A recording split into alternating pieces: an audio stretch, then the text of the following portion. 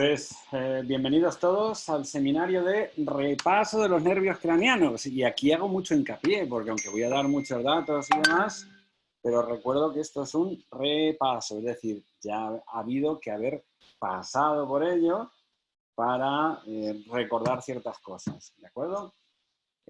Como ya he dicho antes, mi nombre es Ignacio Díaz, ahí tenéis mi dirección de correo electrónico si tenéis alguna duda. Y antes que nada me gustaría recordaros que del 4 al 8 de septiembre vamos a estar varios de nosotros en un congreso de osteopatía online. Lamentablemente este año el congreso que se iba a realizar en Calgary, en Canadá, no se puede realizar por los motivos conocidos por todos.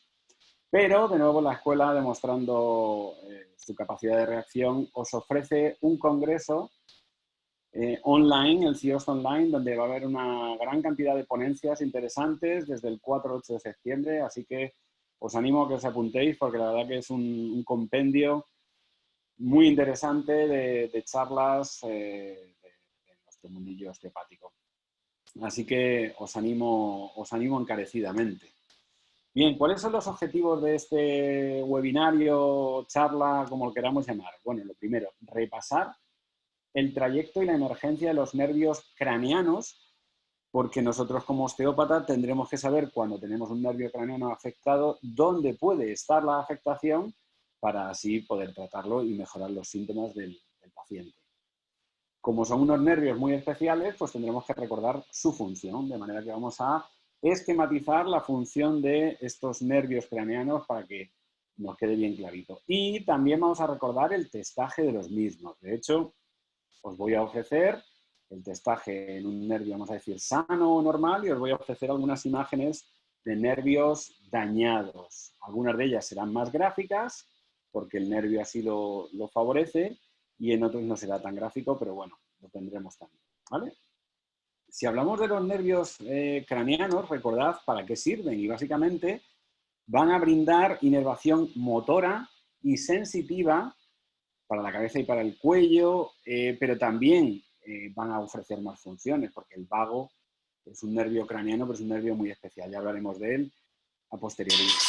Se llama nervios craneanos en contraposición a los nervios espinales, porque estos se ubican en el cráneo, ¿de acuerdo? A ver que tenemos aquí varias notas, a ver si hay algo que no está saliendo bien en la compartir. Se ve mi pantalla, vale, correcto. Pues dejadme un segundito.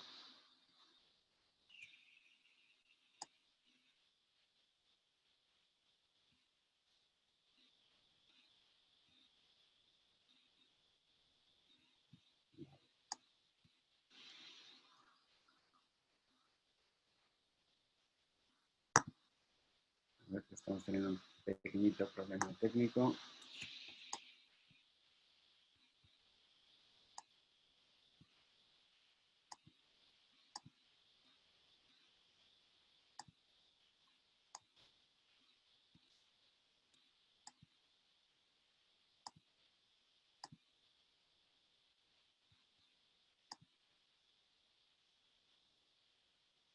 Vale, decidme ahora si se ve bien, por favor. Si se ve solo una pantalla. Perfecto, gracias. Muy bien, gracias a todos, chicos. Bueno, pues os decía las funciones. Y os decía que los nervios craneanos brindaban la inervación motora y sensitiva para la cabeza y para el cuello. Su nombre deriva de que emergen del cráneo, al contrario que los nervios espinales, que los espinales surgen de la médula espinal, ¿de acuerdo? Entonces, realmente lo que van a hacer, primer comentario para no tenerles miedo, porque a veces se les tiene miedo cuando los conocemos, y es que simplemente vamos a tratarlos como un nervio espinal, pero que en lugar de salir por el agujero de conjunción van a emerger por otra zona y por características especiales no van a tener solo funciones motoras o sensitivas, sino que van a tener funciones vegetativas y sensitivas especiales, ¿de acuerdo? Entonces, realmente se dividen en 6 modalidades diferentes, 3 motoras y 3 sensitivas, ¿de acuerdo? Las motoras son las somáticas, que son los músculos que desarrollan los somitas, como por ejemplo el esternocleidomastoideo, el trapecio.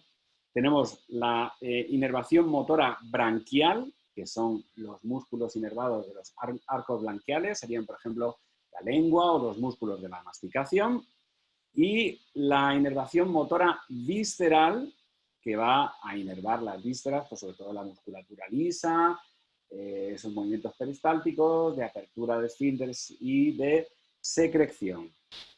A nivel sensitivo también vamos a tener sensibilidad visceral, que ahí sobre todo va a ser el vago, el principal nervio aferente. Esto lo vamos a remarcar mucho, la función del vago como nervio aferente. Sensitiva general, que va a recibir pues, tacto, dolor, temperatura.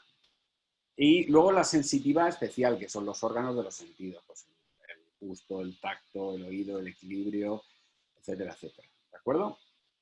Esa va a ser un poquito la organización general. Si os acordáis, teníamos en la base del cráneo, que van a ir saliendo por distintas estructuras, que las recordaremos ahora, 3 fosas: fosa anterior, fosa media y fosa posterior. Bueno, pues la emergencia va a ser de delante hacia atrás en la mayoría de los casos. ¿De acuerdo? ¿Dónde nacen todos estos nervios craneanos? Bueno, pues primero, aquí tenéis una imagen del tronco del encéfalo con los 12 nervios craneanos. A veces se le denominan pares craneanos. Bueno, pues tampoco es un drama denominarlos pares, cuando en realidad sean nervios, sean pares. Ahí está bien. ¿Qué más? Mirad, ahí tenemos una imagen cedida, estas imágenes, por nuestro amigo Delfín Castro, donde se ve en un TAC el trayecto real de los nervios, que ya lo compararemos. Antes que nada, perdonad con esto de los saludos y demás, se me ha olvidado los agradecimientos, que eso debería empezar.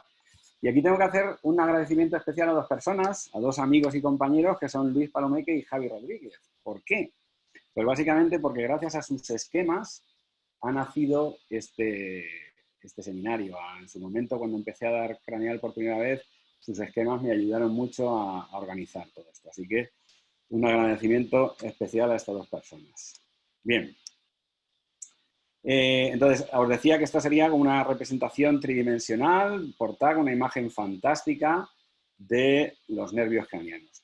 Bien, hemos dicho que básicamente eran nervios motores y nervios sensitivos. Bueno, pues las vías motoras, como tenéis ahí, se componen de 2 neuronas motoras principales. La motoneurona superior, que tenéis arriba a la derecha, en el córtex, y la motoneurona inferior, que la tenéis en lo que sería el tronco del encéfalo. ¿De acuerdo? Básicamente conocemos esto porque los síntomas nos van a dar distintos si es una lesión de la motoneurona superior o es una lesión de la motoneurona inferior. Tampoco voy a hablar mucho de neuroanatomía porque, insisto, lo que quiero es un repaso, que nos quede clarito, y cuando vayamos a la consulta, que si tenemos una sintomatología de algún nervio craneano, la sepamos identificar, la sepamos evaluar y la sepamos tratar. ¿De acuerdo? Por el contrario, las vías sensitivas van a tener, como veis ahí, 3 neuronas. Entonces vamos a tener una neurona primaria, una motoneurona primaria, que va a estar, como veis aquí, fuera del sistema nervioso central, va a estar en la raíz ganglionar. Una motoneurona secundaria, que va a estar en el tronco del encéfalo, y una motoneurona terciaria, que va a estar a nivel del córtex. ¿De acuerdo? Bueno, pues eso sería la distribución más o menos general de las motoneuronas, o sea, de las neuronas motoras y de las neuronas sensitivas. ¿De acuerdo? Como veis, hay varias acciones que van a ser realizadas por las neuronas sensitivas y van a seguir distintas vías en el tallo cerebral. Entonces, la pérdida que se experimente va a depender de la localización de la lesión. Eso también es lo que tenemos que saber. Pero las lesiones de un nervio periférico, por ejemplo, producen la pérdida de todas las sensaciones transmitidas por el nervio. Es decir, imaginad que yo me cargo la antena que va a mandar la información, pues se pierde toda la antena, porque se la han cargado donde estaba la noticia. ¿Bien? Bueno, pues vamos a empezar ya con los 12 nervios craneanos. Vamos a empezar con el primer nervio, que es el nervio olfatorio. Yo siempre os digo que, bueno, ¿cómo se enumeran? De arriba a abajo, recordad, del nacimiento del tronco del encéfalo. ¿Cuál es nuestro órgano más primitivo? Pues lo olfato. Por eso le vamos a dar el número 1. ¿De acuerdo? Entonces, el nervio olfatorio, función, transmitir la información olfatoria. ¿De acuerdo? En general, todas las estructuras relacionadas en el sistema nervioso con el sistema olfatorio se llaman rinoencéfalo, que literalmente significaría nariz del cerebro. Ahí tenéis el nervio olfatorio con sus bulbos olfatorios, ¿vale? Entonces, función, sentido del olfato. ¿Por dónde transcurre? Pues, como veis, son axones sensitivos secundarios. Hay un bulbo y cintilla que me van a dar lo que sería el nervio olfatorio. Y este bulbo va a reposar, ¿en dónde va a reposar? Pues va a reposar en la lámina cribosa del etmoides, y en esa lámina cribosa del etmoides va a dar unos filetes olfatorios que se van a introducir en la parte superior de las fosas nasales. Por lo tanto, función, transmitir la olfacción. ¿Por dónde salen? Por la lámina cribosa del etmoides. Comentario osteopático. Cualquier disfunción que influya al etmoides o que influya al frontal me podrían dar patología de este nervio. La patología va a ser o una hiposmia, es decir, que olemos menos, o una anosmia, y es que dejamos de oler completamente. Por ejemplo, muy típica lesión sería a nivel mecánico cualquier compresión en la región del frontal anterior. Por ejemplo, un paciente bruxista que con los maxilares realiza una hipomovilidad de esta región del frontal, el frontal entra en hipomovilidad, arrastra con ello al etmoides, también a través del maxilar, y el paciente empieza a sufrir una hiposmia o una anosmia. Pues eso sería una de las causas. Sabemos que tenemos que evaluar etmoides y sabemos que tenemos que evaluar frontal. Asimismo, por esas relaciones anatómicas, por ejemplo, ¿por qué un paciente con sinusitis no puede o pierde la función de la olfacción? Pues básicamente porque os recuerdo que los senos frontales drenaban en los senos etmoidales para producir el drenaje. Si estos están ocupados por moco, el paciente no va a poder realizar la función porque el nervio no va a poder realizar la función. Otro comentario que se me ha olvidado es recordaros que no vamos a comentar las relaciones funcionales, vamos a decir, entre los distintos nervios craneanos porque nos iríamos muy extendidos. Pero, por ejemplo, ¿con qué podríamos relacionar a nivel funcional el nervio olfatorio? Pues, por ejemplo, lo relacionaríamos con todo lo que es el sistema límbico. Cuando leéis una comida, cuando leéis un perfume que os recuerda a alguien, o también unidades funcionales, por ejemplo, del nervio olfatorio lo podríamos relacionar con el vago, porque yo cuando huelo comida, mi nervio vago ya va preparando la secreción de ácido clorhídrico, las contracciones peristálticas, por si acaso le cae comida. ¿De acuerdo? Bueno, pues esa, por ejemplo, sería una unidad funcional. ¿Cómo se realiza el testaje? Pues el testaje se realiza de una manera muy sencilla. Se tiene que ir realizando cada una de las coanas de manera unilateral, y sobre todo se le va a dar una sustancia que no sea irritante, como por ejemplo café o clavos de especia. Sería una de los... puede ser que haya problemas de conexión, Raquel. Lo que os decía, café o clavos de especia, porque, por ejemplo, si le diésemos algo reconocible pero irritante, como, no sé, se me ocurre el amoníaco, la reacción de defensa pues nos inutilizaría para volver a realizar la olfacción en momentos determinados a corto plazo. También, por ejemplo, pueden afectar, yo he comentado solo las disfunciones osteopáticas, pero, por ejemplo, a nivel de patología médica, una fractura del frontal o unas masas en el lóbulo frontal, la charla que nos dio Manuel Peinado del lóbulo frontal, como tumores o abscesos o meningiomas, podrían también afectar. Puede haber una pérdida ipsilateral como resultado de compresión de esa cintilla olfatoria, o incluso puede haber olores fantasmas, es decir, el paciente huele olores que no existen y que normalmente son desagradables. ¿Bien? Entonces, cada fosa nasal, como hemos dicho, se prueba de manera aislada. Vamos a ver el testaje normal. I'm going to test your sense of smell. I'd like you to cover your left nostril and smell this substance. What does this smell of? Coffee. Now I'd like you to cover your right nostril. What does this smell of? Cloves.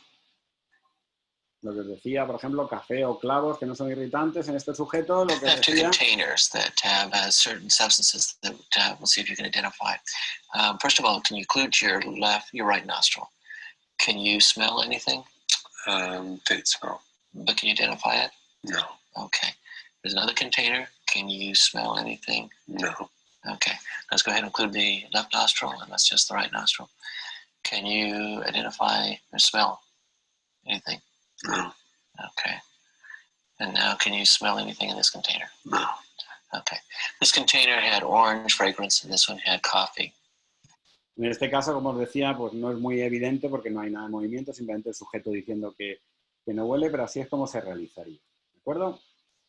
Correcto. Nos vamos con el nervio óptico, con el segundo nervio craneal. Función. La función va a ser transmitir la información visual desde la retina. Como alguno dice, es la visión. No. Os recuerdo que la visión se interpreta, lo que hemos captado con el nervio óptico, se interpreta en el lóbulo occipital del cerebro. ¿De acuerdo? Pues la visión, recordad que es uno de los sentidos especiales. Llega la imagen, se transforma en impulsos eléctricos y llega a los centros visuales. ¿Bien? Función, transmitir la información. Curiosidades del nervio óptico. Bueno, pues el nervio óptico, como veis, pasa del sentido posteromedial, deja la órbita. ¿Y por dónde pasa? Venga, vamos a ver por dónde pasa. Pasa por el conducto o canal, mejor dicho, óptico. Ahí tenéis el canal óptico. Me voy aquí con mi cursor para que veamos el conducto óptico. Ese conducto óptico está formado a través de las alas menores del esfenoide. El nervio óptico es un nervio muy importante y por ello va acompañado de una rama directa de la arteria carótida interna, que será la arteria oftálmica. ¿De acuerdo? Curiosidades. Si os dais cuenta, a la altura de la silla turca se produce un cruce de la información. El 50% más o menos de la información recogida por un ojo pasaría a través del otro nervio. Eso es lo que se denomina el quiasma óptico. Y ese quiasma óptico, que lo tenemos aquí, literalmente quiasma óptico significa la cruz óptica. Este quiasma estaría a la altura de la silla turca del esfenoide. ¿De acuerdo? ¿Para qué sirve ese entrecruzamiento? Bueno, pues haciendo una analogía sería como una copia de seguridad. Básicamente es que estamos cogiendo medio campo lateral de un ojo, medio campo nasal del otro ojo. Eso nos va a ayudar para realizar la visión estereoscópica, que la visión estereoscópica tiene la importancia para la profundidad, para saber las distancias, al realizar un gesto y demás. Bueno, luego van, como veis, en dirección posterior, alrededor de los pedúnculos cerebrales, para terminar en el cuerpo geniculado lateral del tálamo. ¿De acuerdo? Ahí ya hay una serie de distribución de fibras que creo que tampoco es tan importante. ¿De acuerdo? Entonces, función, transmitir la información a través del nervio óptico, de la que hemos captado en la retina. ¿Por dónde sale o, en este caso, por dónde entra? Depende de cómo lo veamos. Por el conducto óptico, por el canal óptico que está en el esfenoide. Y luego hay un entrecruzamiento de fibras en el quiasma óptico que está en la silla turca. Entonces, a la silla turca, ¿qué le puede afectar? Le podría afectar, por ejemplo, un lateral strain traumático del esfenoides, le podría afectar una torsión del esfenoides, y al nervio como tal, como es una estructura ósea, ese canal sobre todo le podrían afectar eventualmente o de manera teórica las lesiones intraóseas del estenoide. Os recuerdo que los huesos tienen distintos centros de osificación, que a medida que van pasando los años, el hueso se va osificando, entonces serían como distintas piezas de plastelina, de Play-Doh, que se podrían ir deformando. Bien, pues esa sería la zona de pasaje. Ahí lo tenéis, en una resonancia magnética, los dos nervios ópticos, el quiasma, que sería el entrecruzamiento, como cada ojo lleva mitad de información, perdón, cada nervio lleva información, la mitad de información de un ojo. ¿Bien? Estupendo. ¿Cómo se testa? Pues hay distintas maneras de testarlo. Bueno, ¿cómo se puede afectar el ojo? Ya hemos dicho desde el punto de vista osteopático. Desde el punto de vista de la clínica, por ejemplo, es muy fácil que se afecte por problemas traumáticos, todo lo que fuesen traumatismos directos en la fosa craneal anterior, o metabólicos, porque, por ejemplo, la diabetes, que es un problema metabólico, una de las patologías, uno de los problemas que nos va a dar va a ser problemas vasculares. Como hemos dicho, el nervio óptico es una estructura muy sensible que va acompañada de su propia arteria. Si le falta el aporte sanguíneo, nos puede dar problemas en la visión. Chicos, os voy a remitir a la anatomía para no ir diciendo toda la dirección de los nervios. Efectivamente, Manuel, esa sería... Hay distintas comunicaciones, más que nada porque si no, estas preguntas de anatomía nos van un poquito, nos enlentecerían un poquillo, vamos a distintos ritmos. Gracias, Manuel. De hecho, como el nervio óptico realmente se le considera como una expansión del sistema nervioso central, pues sus axones pueden estar sujetos a enfermedades de este sistema nervioso central, como la esclerosis múltiple o los tumores. De hecho, la pérdida de visión puede ser uno de los primeros síntomas de una esclerosis múltiple. ¿Cómo se testa? Pues se testa la agudeza visual. I'm now going to assess your visual acuity by use of the Snellen chart. Se utiliza el clásico test de Snellen, que es el de ir leyendo las letras a ver hasta cuál es el tamaño de letra que podría haber. Ups, perdón. I'm now going to assess your visual acuity by use of the Snellen chart. I'd like you to cover your left eye, please. Please start reading from this line. F-E-L-O-P-Z-D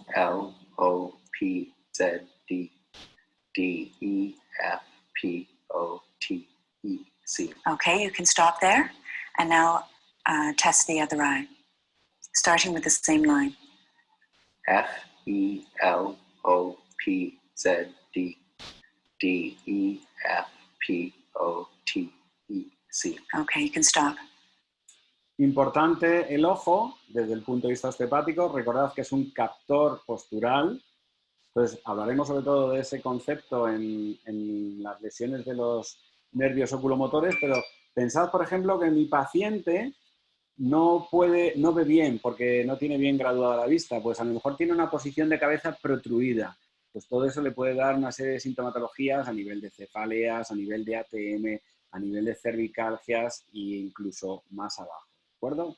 Entonces, importante el aparato visual. ¿Qué más se puede hacer? Pues visualizar la cabeza del nervio óptico utilizando un I'm now going to visualize your fundus. What I'd like you to do is fixate on a point on the wall over my shoulder.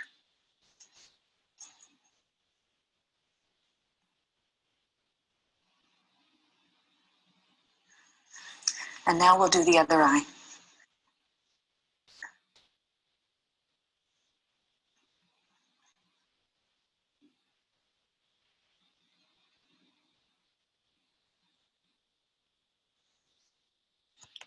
Bien, ¿qué más se puede hacer? Pues se va a eventualmente evaluar qué parte o qué ojo está afectado, viendo qué campo está afectado, ¿no? Entonces lo que le vamos a es con el dedo ir introduciendo en su campo visual. Se supone que el campo visual tiene una amplitud de unos 130 grados aproximadamente hipertensión del nervio óptico, es que eso es patología médica, Nuria, y el objetivo de este seminario era más una revisión, pero básicamente es una de las... es que es un tema complicado. Solo decirte, Nuria, que mi tesis de osteopatía, que es modificaciones de la presión intraocular y la tensión arterial después de manipulaciones de cervicales altas, ahí desarrollamos el tema. Entonces, nos daría para estar hablando un ratito, ¿vale? Entonces, me vas a disculpar. Si queda tiempo después, podemos entrar, pero el objetivo es dar un repasito a todo esto. ¿Vale, Nuria? Os decía la visualización del campo visual. Tenemos como 130 grados de campo visual, entonces vamos a ver si está íntegro o no está íntegro el campo visual. I'm now going to assess your visual fields. Es lo I'd que like os you to look decía, directly at la my visión nose, and I want you to estereoscópica. cover your left eye. I'm now going to bring my finger into your visual field, and I want you to say yes when you see it. Yes. Yes. Yes. Yes. Let's assess the other eye.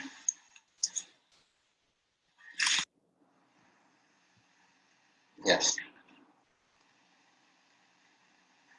Yes. Yes. Yes. I'm now Simplemente going to assess your visual field. por darte un poquito de información, por ejemplo, se sabe que la presión intraocular es mayor en decúbito supino que en decúbito prono. Por eso los pacientes que están operados de cataratas les ponen en decúbito prono para que no haya tanta presión. ¿De acuerdo? Ese sería uno de los elementos a tener en cuenta. Mirad, en este caso, el sujeto tiene el campo de visión afectado. Entonces, mirad que dentro tiene que introducir el objeto para que el paciente vea. Bien, entonces primero se hace bilateralmente y luego se va tapando los ojos para evaluar cuál de ellos está en disfunción, analizando qué campo visual está afectado. ¿De acuerdo? Entonces, esto suele ser en patologías metabólicas, en este caso es un paciente anciano, es normal que haya patologías metabólicas asociadas como hipertensión arterial o diabetes. ¿Bien? Esta sería la explicación de lo que hemos estado comentando. Bien, vamos con el tercer nervio craneano, que sería el nervio oculomotor, también conocido antiguamente como motor ocular común. ¿Cuáles son las funciones que tiene? Tiene dos funciones. Tiene una función motora y tiene una función vegetativa. ¿Cuál es la función motora? Pues va a inervar 4 de los 6 músculos del ojo. Va a inervar todos excepto el músculo oblicuo superior y el oblicuo externo. ¿Bien? Y luego, a nivel visceromotor, como tenéis ahí, es la inervación parasimpática del ojo, que sobre todo va a referirse a la constricción de la pupila, que suele ser, por ejemplo, suele no, es cuando se cierra la pupila ante estímulos de la luz, ¿bien? O también estaría regulando la tensión del cristalino de los músculos ciliares que nos van a dar la acomodación, ya sea a la cantidad de luz, a la cercanía, a la lejanía y a la presión intraocular. Todo eso, la parte parasimpática la provee el nervio ocular, oculomotor, a través de su núcleo, que estaría en el tronco del encéfalo, que es el núcleo de Edinger-Westphal. ¿De acuerdo? Esas serían las funciones. ¿Dónde va a hacer relevo la información vegetativa? Recordad que lo va a hacer en el ganglio ciliar. Ahí lo tenéis. Ahí llegaría la parte ortosimpática, llega a través del plexo carotídeo, que entra como una malla a través de la carótida interna, y la parte parasimpática, en este caso, la proveería el nervio oculomotor. ¿De acuerdo? Aparte de los músculos que hemos comentado, también inerva al músculo elevador del párpado. De manera que un paciente que tenga un problema en el 3, que puede tener también una ptosis palpebral, una caída de ese párpado. ¿De acuerdo? Entonces, es muy importante esta inervación. Bien. Otra de las cosas que tenemos que tener en cuenta con respecto a la contracción de la pupila es que se da lo que se llama un reflejo luminoso consensual. ¿Qué significa eso? que cuando apuntamos con la luz en un ojo, el otro responde de la misma manera. Eso es importante a la hora de cuando un paciente está, por ejemplo, está desmayado, pues para ver si funciona el sistema nervioso central o no funciona el sistema nervioso central. ¿De acuerdo? Bien, por aquí tenemos el nervio ocular común. Hemos dicho que venía de atrás, del tronco del encéfalo. Bueno, ¿qué tiene que atravesar luego también? Pues mirad, pasa a través de las arterias cerebral posterior y cerebelosa superior y va a venir hacia adelante, atravesando la dura y atravesando el seno cavernoso. Importante, ahí lo tenéis ya en ese dibujito de abajo a la izquierda, el seno cavernoso va a estar ocupado por todos aquellos nervios que se dirijan al ojo, salvo el 2. Entonces va a estar ocupado por el 3, el 4, el 6 y el 5, 1. Bien, aparte, en ese seno cavernoso va a estar la carótida interna. Bueno, pues una vez que va por el seno cavernoso, sale del ojo a través de la hendidura esfenoidal. ¿De acuerdo? Una vez que atraviesa la hendidura esfenoidal, llega al anillo tendinoso de Zinc, que es este de aquí de la derecha, que es donde están todos los músculos oculomotores, y ahí se divide en dos ramas, una superior y una rama inferior. La superior va a inervar las estructuras superiores, como el párpado superior y el recto superior, y las inferiores las otras. ¿De acuerdo? Comentario osteopático. ¿Qué disfunciones pueden afectar a este nervio oculomotor? Si estamos hablando del seno cavernoso, el seno cavernoso, os recuerdo que iba lateral a la silla turca, lateral al cuerpo del esfenoides. Por lo tanto, lateral strain traumático del esfenoides lo podría afectar a este nervio oculomotor. También tensiones en la tienda del cerebelo podrían afectar a estas estructuras, ¿de acuerdo? Y también tiene que atravesar la hendidura esfenoidal. Entonces, disfunciones de lateral strain traumático del esfenoides, disfunciones de torsión del esfenoides afectarían al trayecto de este nervio. Recordad cuando hablamos de los agujeros, no cambian de dimensión esos agujeros, simplemente el nervio tiene que atravesar la dura madre para pasar por ese agujero, cambios en la tensión de la dura madre a ese nivel, nos van a dar las disfunciones del nervio. ¿De acuerdo? Pues ahí tenéis los músculos que están inervados. Entonces, en este caso estaríamos viendo en esta imagen una lesión de neurona motora inferior, que se va a producir un estrabismo, en este caso divergente, ¿de acuerdo? Con la consiguiente diplopia. Vamos a tener una ptosis, si os dais cuenta, el paciente tiene un párpado caído. De hecho, el paciente es muy típicamente, como veis aquí, va a compensar la caída del párpado con una contracción de la frente para elevar la ceja y así arrastrar el párpado. También va a haber una dilatación de la pupila debido a la disminución del tono de constricción, el ojo en aducción, como hemos dicho, un estrabismo divergente, y va a haber una parálisis de acomodación. ¿De acuerdo? Entonces, aunque os lo iba a enseñar luego, porque quiero hablar de todos los músculos oculomotores, porque se evalúan todos juntos, pero mirad, por ejemplo, una parálisis del oculomotor. Tenemos el paciente con estrabismo, ¿de acuerdo? Entonces, nos puede dar, para compensar, ¿qué es lo que va a hacer el sujeto? Va a girar la cabeza. Entonces, aquí a la derecha tenéis visualmente, muy gráficamente, ese estrabismo, ¿de acuerdo? En este caso el ojo está metido hacia adentro por hipertonía del recto interno, o una de las estrategias que va a hacer el paciente, aparte de la diplopia, como sería la imagen que tenéis a la izquierda, es girar la cabeza para compensar esa pérdida de movimiento lateral que produce, con lo que nos puede llevar, por ejemplo, a consulta, ¿a qué? Pues a problemas de cervicales. De hecho, efectivamente, los estrabismos leves, aquí os estoy poniendo Fernando, os estoy poniendo los ejemplos más exagerados para que de una manera didáctica se vea gráficamente, pero lo veríamos más chiquitos, ¿de acuerdo? Exacto. Bien. En este caso sería del 6, lo hablaremos luego. Bien, vamos a hablar ahora del siguiente nervio craneano, que sería el troclear, el antiguamente conocido como nervio patético, ¿de acuerdo?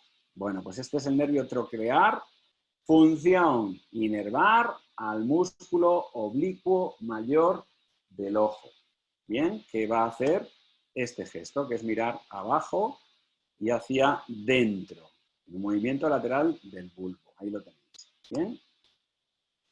El nervio troclear, como curiosidad, es uno de los pares craneales más largo que hay. Evidentemente el vago va a ser más grande, pero va a ser uno de los más largos, ¿de acuerdo?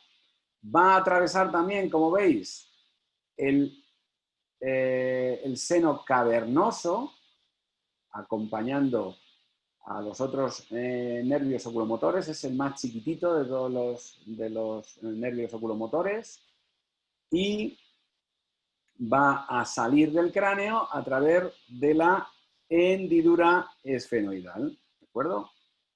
A través de la fisura, o conocida también como fisura orbitaria superior, en este caso va a pasar por encima del anillo de Zinc. ¿Os acordáis que el 3 iba a través? Este va a ir por encima del anillo de Zinc para alcanzar el músculo oblicuo mayor. Aquí se divide en varias ramas.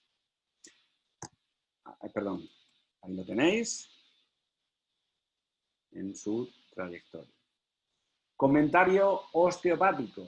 De nuevo, las mismas disfunciones. Lateral strain traumático, tensión de la tienda del cerebelo, que sería, por ejemplo, una torsión del esfenoides, o cualquier tensión que afecte a la hendidura esfenoidal, nos podría afectar en la función de este nervio. Desde el punto de vista de patología médica, mirad cómo está ocupado aquí también por la carótida interna, un aneurisma de la carótida, pues uno de los síntomas que nos puede dar es patología oculomotora. ¿Bien? Y alguno dirá, oye, Nacho, te has saltado el 5, te has saltado el trigémino. No, no me lo he saltado. Me lo he saltado a propósito porque vamos a analizar primero toda la musculatura oculomotora. Bien, el sexto, el antiguamente conocido como motor ocular externo, conocido como el abducen, es un músculo cuya función es función motora. Inerva al recto externo del ojo, es decir, su contracción lleva el ojo hacia fuera, ¿de acuerdo? Cuando queremos mirar algo hacia afuera. Entonces, en las uniones funcionales que os decía, mirad chicos, cuando yo quiero mirar hacia la derecha, el ojo derecho se contrae el recto externo, pero el ojo izquierdo se tiene que contraer el recto interno. Entonces ahí hay un encaje de bolillos a nivel neurológico muy delicado para que esto se produzca. Recordad también, aunque salte a distintos elementos, pero porque no quiero que se me olvide, que tenemos el reflejo óculo-céfalo-giro. Entonces, a partir de ciertos grados ya se está contrayendo la musculatura suboccipital para continuar el giro o para continuar el movimiento de la cabeza y el cuello asociado. Y ahí lo que os decía del ojo como captor postural. Bien, hemos dicho función motora. ¿Por dónde? Ahí lo tenéis. ¿De acuerdo? Su nacimiento, su trayecto en el seno cavernoso.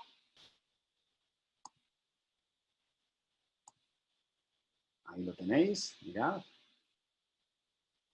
Bueno, ¿por dónde pasa? Pues pasa ventralmente a través de la calota de la protuberancia que se llama. Llega por la pirámide del bulbo, corre en dirección anterior y ligeramente lateral al espacio subaracnoideo, como tenéis en esta imagen, en rojo. Perfora la dura madre, lateral a la lámina cuadrilátera del esfenoides y continúa para salir por la hendidura esfenoidal. Por supuesto, atraviesa también, como hemos visto, el seno cavernoso. Interesante, mirad chicos, es que pasa muy cerquita de la punta de la pirámide Petrosa. De manera que algunos autores, como Ricard o como Busquet, dicen que pasa cercano al ligamento de Gruber, que el ligamento de Gruber sería como una expansión de la dura que va de la punta de la pirámide Petrosa a la parte lateral del cuerpo del esfenoide. Entonces, cualquier torsión esfenoidal que implica tensión en la tienda del cerebelo por torsión de los temporales, de nuevo el lateral strain traumático o cualquier torsión que afecte a la hendidura esfenoidal, que sale por ahí, nos estaría dando problemas de este nervio, ¿de acuerdo? Recordad que la órbita va a entrar por el extremo medio de la fisura orbitaria superior, ¿de acuerdo? Ahí lo tenéis. Bien, hemos hablado ya, lamentablemente, Ana, el lateral strain no es matemática que un lateral strain derecho afecte el derecho, puede afectar efectivamente a ambos. Vamos a ver dónde hay más tensión en la dura, porque como indica su nombre es traumático, entonces nosotros describimos un movimiento lateral, pero piensa también si hay un componente un poquito más anterior, un poquito más, todo eso, ¿bien? Como indica su nombre es traumático y ahí no sigue ninguna regla. Bueno, bien, una vez que hemos evaluado, o sea que hemos conocido ya todos los nervios oculomotores, pues tendríamos que saber primero cómo se evalúan. Entonces, habrá que evaluar la movilidad y habrá que evaluar su función parasimpática. Pues vamos a ver. I would now like to examine your eye movements. I would like you to follow my finger with your eyes.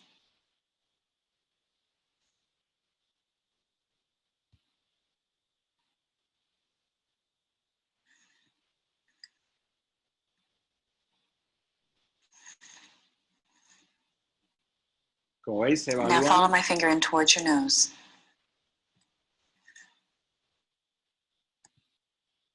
se evalúan todos los movimientos del ojo sin que intervengan las cervicales, ¿de acuerdo? Eso es importante.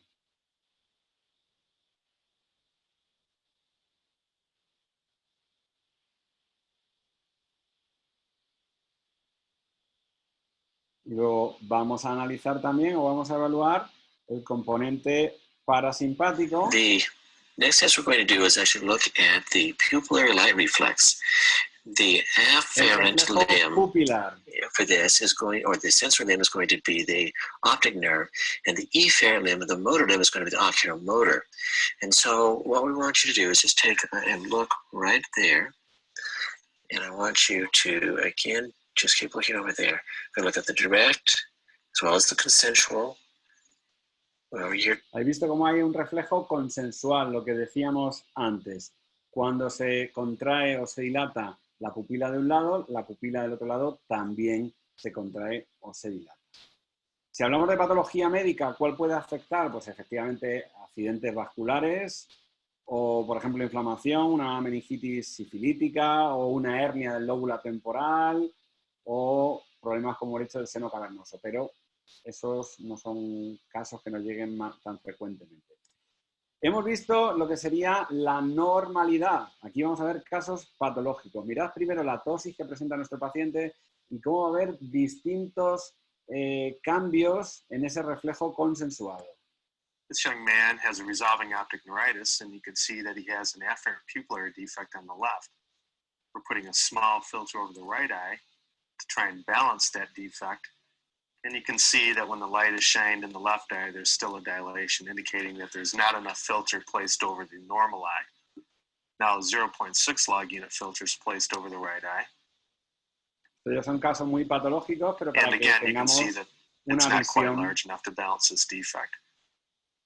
I want to point out that in between each testing, what you need to do is to re-bleach the amount of light entering both eyes, as I'm doing here. And that's to prevent any asymmetric bleaching of the eyes while the filter has been placed over it. We're getting close. Mirad ahora la porción motora. cómo hay una ptosis palpebral. Here's the baseline exam. There's bilateral ptosis, and you'll see that there's bilateral duction deficits as well. Patient is apparently fixating with the right eye, and there's a left hypertropia, but the vertical ductions of that left eye are impaired as well. En este caso también, mirad esta Your eyes are cosa. wide. Okay. All over. All the way back. Up. Down. Coming back. Mirad cómo hay pérdida de coordinación en la visión. ¿Qué pérdida de coordinación en la visión? Y ahí estaría la pupila. Mirad la ptosis palpebral que presenta nuestro paciente. Como además el ojo está desviado hacia afuera. ¿Por qué? Porque el recto interno está en parálisis, no en hipertonía. Entonces no puede hacer la función. Mirad cómo es incapaz de desviar hacia medial, hacia la punta de la nariz. Entonces esto es patología muy severa. En nuestros pacientes, por ejemplo, ¿qué síntomas podríamos tener? Pues es el paciente que cuando está leyendo durante cierto tiempo se le cansa la visión. O eso sería por un problema de hipertonía del recto externo. ¿Por qué? Porque no puede hacer correctamente la convergencia. ¿De acuerdo? Y mirad también un caso de parálisis del 4, del anteriormente conocido como patético, del nervio troclear. Lo interesante sobre todo es que nos va a dar una extorsión, que el ojo rotaría hacia afuera. Y lo que os decía, lo interesante es que nuestro paciente va a compensar con una inclinación de la cabeza hacia un lado. Entonces, este paciente, esta inclinación de la cabeza no es gratuita. Hemos comentado que el captor postural ojo es uno de los principales captores posturales. Entonces, si yo estoy inclinando en este lado, el cuerpo va a tener que ir haciendo como una serie de zigzag para ir compensando, de manera que pueden presentarse patología cervical, de hombro, lumbares, etcétera, etcétera. Como comentario, hay un compañero, Rafael Calvente, el doctor Calvente, que está desarrollando un curso de patología ocular relacionada con tortícolis, con cervicalgias y demás. ¿Vale? Bueno, pues esto es interesante, esta parte clínica. Con lo cual, si veis un paciente con la cabeza inclinada, pues a lo mejor tenemos que sospechar de alguna disfunción, no patología, recordad, en el cuarto. Lo mismo que el ejemplo que os ponía antes. ¿Vale? Bien, vamos a meternos ahora con el trigémino, que es un nervio realmente importante dentro de la patología osteopática, del campo osteopático. Tenemos por un lado la función que va a ser sensitiva y la función motora. ¿Cuál va a ser la función motora? Pues básicamente para los músculos de la masticación, sobre todo los músculos del cierre de la boca, eso ya lo hablaremos, van a ser las ramas del 5-3. También para el tensor del tímpano, ¿para qué nos va a servir? Para modular las presiones. Por ejemplo, cuando buceamos, cuando subimos a la montaña o cuando estamos en un avión y de repente pasamos de 30.000 metros de altitud al aterrizaje. Bueno, pues el paciente tiene problemas de acomodación de esa presión, a lo mejor hay algo de ese tensor del tímpano. También del periestafilino externo, que es el tensor del velo del paladar. Entonces va a estar implicado en la deglución y en el cierre de las coanas para que no pase el líquido hacia la nariz. También va a inervar el miloioideo, que es uno de los músculos del suelo de la boca, y el fascículo anterior del digástrico, que también es uno de los músculos del suelo de la boca, uno de los infraioideos. ¿De acuerdo? Bueno, pues esas son las funciones. Y luego, sensitivo, pues básicamente, si quisiéramos hacer un resumen muy grande, es toda la sensibilidad del cráneo va a estar implicada a través del trigémino, a través de sus distintas ramas. Cuando digo toda la sensibilidad del cráneo, vamos a poner una imagen que es incluso la sensibilidad interna.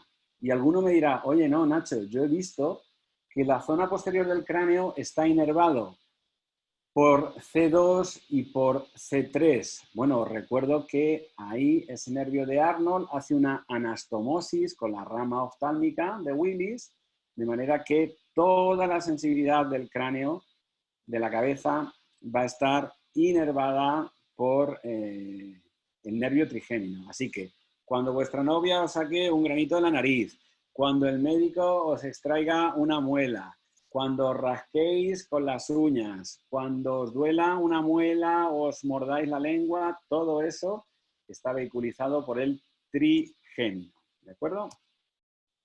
Primer dato importante, y aquí os refiero también al seminario, al webinario que hizo nuestro compañero Luis Palomeque de las cefaleas y la de craneal. ¿Dónde está la primera neurona? Mirad dónde está la primera neurona, chicos. En el tronco del encéfalo, pero está a la altura de cervicales altas.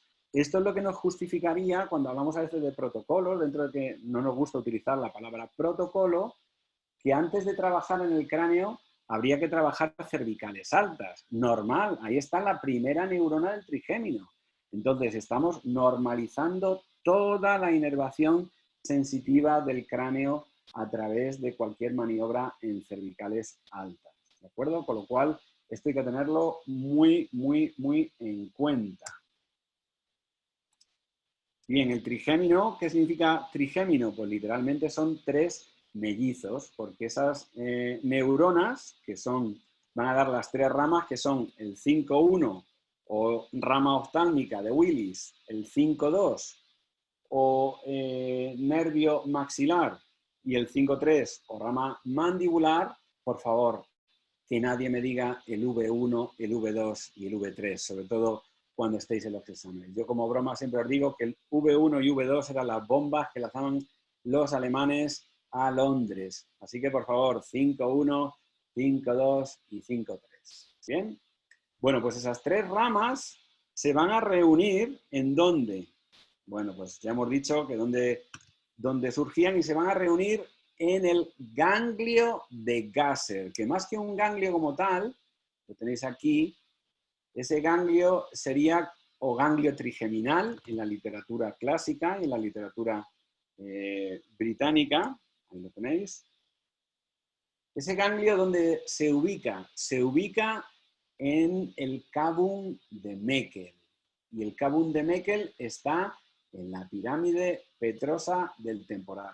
De momento, entonces estamos hablando que a nivel de patología tenemos cervicales altas, tenemos también el trigémino, que es muy importante, y ahora vamos a hablar de las distintas divisiones. Ahora os las voy a poner, pero ¿por dónde salen las distintas ramas? Bueno, pues si la primera se llama oftálmica, hemos dicho que acompañaba a los nervios oculomotores. Va a ir por el seno cavernoso y va a emerger por la hendidura. Estaría la porción del neuro. Correcto. El nervio oftálmico de Willis, hemos dicho que pasaba por el seno cavernoso y emergía por la hendidura esfenoidal. Antes, o a la altura de la hendidura esfenoidal, se va a dividir en 3 ramas también, que van a ser la nasal, la frontal y la lacrimal. ¿Bien? El 5-2 va a atravesar, va a salir del cráneo a través del agujero redondo mayor del ala mayor del esfenoide. Ahí se va a dirigir hacia el suelo de la órbita, que esto sería maxilar superior, y va a emerger por el orificio infraorbitario, que como indica su nombre va a estar por debajo de la órbita del ojo, dentro de o perteneciendo al maxilar superior, y ahí va a dar distintas ramas que ahora las comentaré. Y por último tenemos la rama mandibular, que va a emerger a través del foramen oval del ala mayor del esfenoides. Se va a dirigir hacia abajo, hacia la mandíbula, va a introducirse en un orificio por dentro de la rama ascendente de la mandíbula y va a salir por el orificio mentoniano. ¿De acuerdo? De manera que, por ejemplo, según autores como Barral, las 3 ramas estarían alineadas y para analizarlo se realizaría. Naomi, más que levantar la mano, Reina, manda la pregunta directamente en el chat. ¿De acuerdo? Entonces, resumiendo, Salida de los nervios. El 5-1 va a salir por la hendidura esfenoidal, pero luego la rama nasal va a tener algunas ramas que son como la etmoidal anterior y etmoidal posterior, por lo tanto va a estar implicado también el etmoides y el frontal. Vamos a tener la rama supraorbitaria o la rama frontal y la rama lacrimal, ¿de acuerdo? La segunda por el agujero redondo mayor, que es ala mayor del esfenoides, se va a dirigir al suelo de la órbita y va a emerger por el orificio infraorbitario, esto es maxilar superior. Y la 5-3, que es la rama mandibular, que va a emerger por el orificio mentoniano de la mandíbula. ¿Bien? Luego entonces, primera consideración clínica osteopática, el temporal va a ser también una estructura importante, porque ahí está el Kabum de Meckel, tensiones de la tienda del cerebelo pueden afectar, y el esfenoides también va a ser importante, porque las tres ramas atraviesan tres estructuras relacionadas con el esfenoides, ¿de acuerdo? Y luego las ramas terminales van a tener que ver con el frontal, etmoides, maxilar y la mandíbula. Eso sería de manera resumida, ¿de acuerdo? Mirad el 5-1, 5-1, 5-2 y 5-3. Bien, más imágenes, en este caso del 5-2. Mirad las distintas ramas, la rama lagrimal, frontal, nasociliar y meningia, que es la que va a dar más interna, la maxilar con las distintas ramas. Recordad que, por ejemplo, a nivel de los maxilares también vamos a tener ramas palatinas, que van a dar la sensibilidad del paladar tanto duro como blando, y también la inervación que hemos hablado del periestafilino externo y el mandibular, que decíamos, con su rama sensitiva y su rama motora. Importante el nervio auricular con la ATM porque puede anastomosarse y dar esos dolores que dan la ATM detrás de la oreja, el SADAM, el síndrome de algodistrofia de la articulación mandibular. ¿Bien? Bueno, pues esas son las distintas salidas. Bien, en ese caso tendríais el 5-3. Mirad, chicos, la rama 5-3. Bueno, pues vamos a ver ahora, mirad el trigémino. Primera neurona, ganglio de Gasser y las distintas ramas. Oftálmica, maxilar y mandibular. ¿De acuerdo? Vamos con el 5-1, que sería la rama oftálmica, la fisura orbitaria superior o hendidura esfenoidal.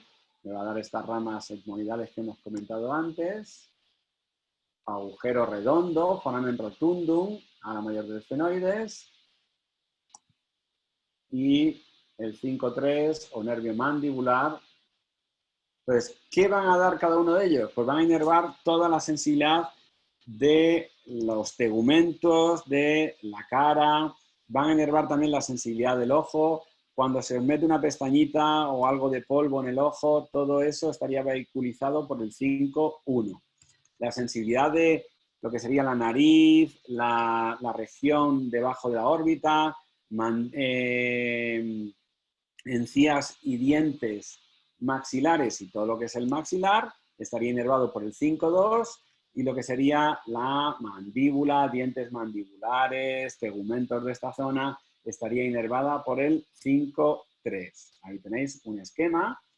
Y la parte posterior de la calvaria decíamos que se inervaba por C2, C3, pero ya se describe en el libro de principios del siglo XX anastomosis del 5-1 con este C2, C3. De manera que podríamos decir que el trigémino inerva sensitivamente todo el cráneo. También os he dicho que inervaba el endocráneo, pues ahí lo tenéis. 5-1 y 5-2, fosa anterior, 5-2, 5-3, fosa media. El trigémino en general, el vago y C3, la fosa posterior. Entonces, cefaleas podrían estar vehiculizados por este trigémino. ¿De acuerdo? Ahí os invito a que volváis a ver la charla de Luis Palomeque. ¿Cómo se evalúa? Pues, por ejemplo, el componente sensorial, ¿cómo se va a evaluar? We'll now assess your facial sensation. The first modality tenemos dos tipos de sensibilidades, de manera que va primero con un depresor, lo partimos y vamos a pincharle un poquito, o le vamos a dar le podríamos dar también con un algodón para que nos dijese si siente algo agudo o algo más bien sordo, ¿de acuerdo? Pues se compara ambos lados para ver si la sensibilidad es la misma en ambos lados.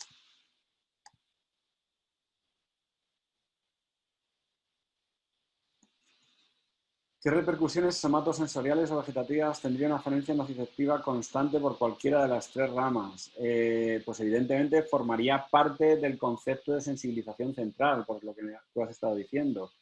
Porque al fin y al cabo el dolor estimula el eje hipotálamo-hipófisis adrenal, entonces tendríamos un paciente en un estado ortosimpático tónico constante, y recordad que el estrés está diseñado para que sea agudo, no para que sea crónico. Entonces, José, si tenemos un estado constantemente de ortosimpaticotonía, lo que se supone que estaba diseñado para defendernos nos atacaría, ¿de acuerdo? Porque ya sería una sensibilización central.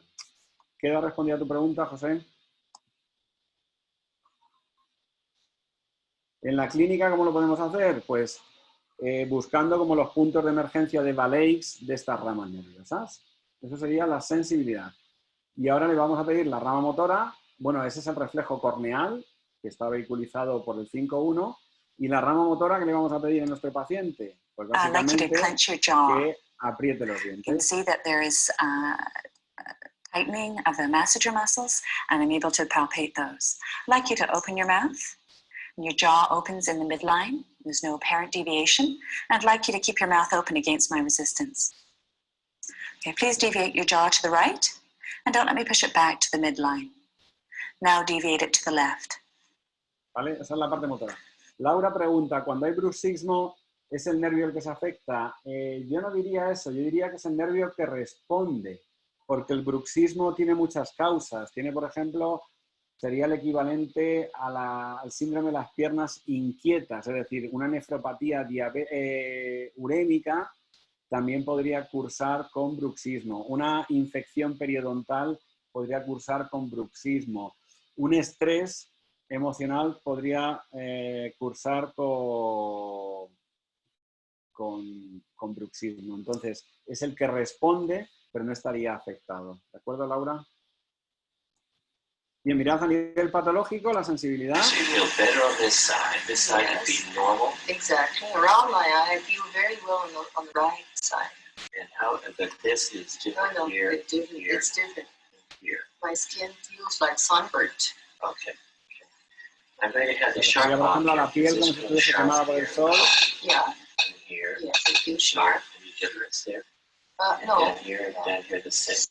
Y mirad en este caso, por ejemplo, nos vamos a ver al reflejo, bueno, perdón, al tensor del velo del paladar, y vamos a ver también la afectación, en otro caso, del reflejo. Hay un reflejo de mordida, que es un reflejo miotático, que es golpear en la región inframandibular y el paciente tiene que morder. Es un reflejo miotático simple.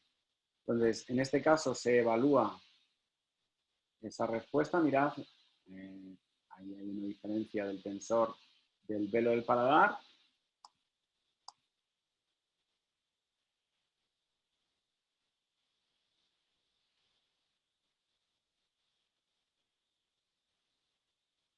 Lo tengo a tope el audio.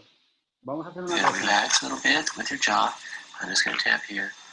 Just relax totally. Let it close. Oh, there you go. Open up just a little bit. Okay.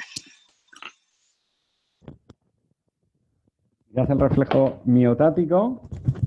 Reflejo miotático, que sería percutir y se tiene que notar el cierre de la boca. Creo que así me vais a oír mejor. Bien, vamos a meternos en uno de los charcos de los nervios craneanos, que es el nervio facial. La función que conocemos todos es la función motora, que es la musculatura de la mímica, de ahí su nombre. Bien, pero también inerva, mirad, músculos del estribo. El estribo es ese huesecillo del oído interno, con lo cual modularía también la transmisión de la información sonora. Tenemos también el estiloioideo, que es un músculo que va a tensar el hueso ioides, es uno de los supraioideos. El fascículo posterior del digástrico. ¿Os acordáis que el anterior era trigémino? En rama 5.3, en este caso el fascículo posterior. Entonces son músculos de la apertura de la boca. Por supuesto, músculos de la expresión facial, incluyendo buccinador, el cutáneo del cuello y el occipital, que son los que tensan. Entonces el buccinador y los orbiculares eran los que cerraban, los que fruncían. Cuando tenemos un paciente con una parálisis facial o con una paresia facial, lo que vamos a notar es asimetrías en la cara. Eso es a nivel motor. Interesante, chicos, mirad, porque también es un nervio motor visceral, es decir, es parasimpático de las glándulas lacrimal, submaxilar y sublingual. Es decir, cuando la secreción de la lágrima, las secreciones de las fosas nasales y de la saliva, excepto de la parótida, estaría vehiculizado por este nervio facial. De hecho, tiene uno de sus núcleos, que es el núcleo salival superior. La parte parasimpática haría, recordad, relevo en el ganglio pterigo palatino maxilar. Y ahí llegaría el componente ortosimpático que ya hemos comentado. Interesante también, mirad, chicos, la parte sensitiva general.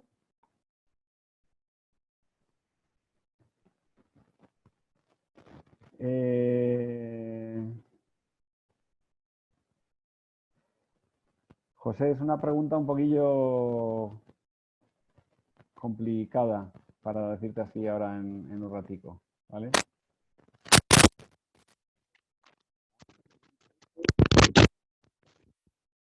Peor. Vamos al mismo.